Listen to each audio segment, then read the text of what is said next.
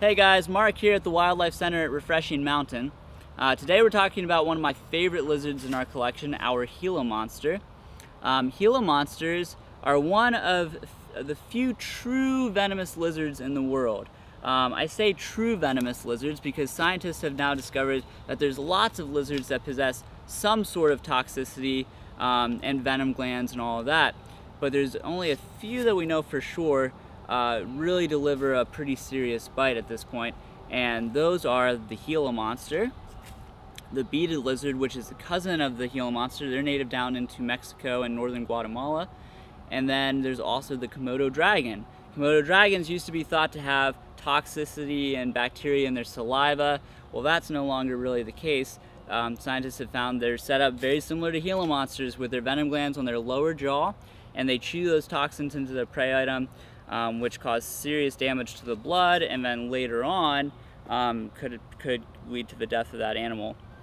The Gila monsters here, out in the wild, are found down in Arizona, New Mexico, and Utah. I'm going to see if I can reposition him here. I just have my little snake hook. We'll kind of help him turn around here.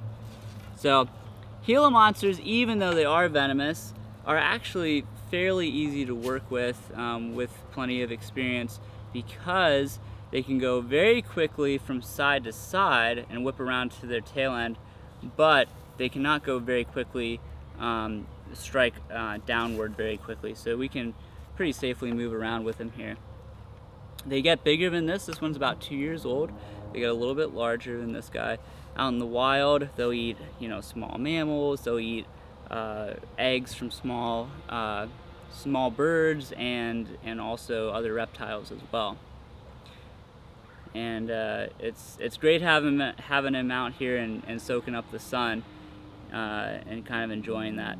They have a forked tongue just like snakes do, so a lot of lizard species have that kind of forked tongue as opposed to just a flat kind of fleshy looking tongue.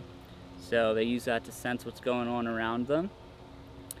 And they have a very powerful jaw, so a bite, even again, it could potentially lead to a fatality. There have not been recorded fatalities.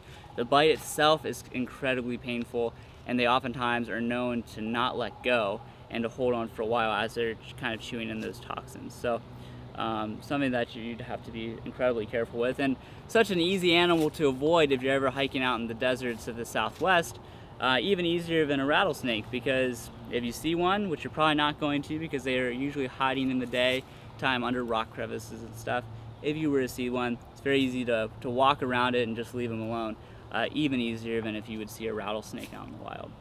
So that's a little bit about our Gila monster. Beautiful lizards, we hope you guys are able to come out to our wildlife center and get to see this guy up close in his exhibit.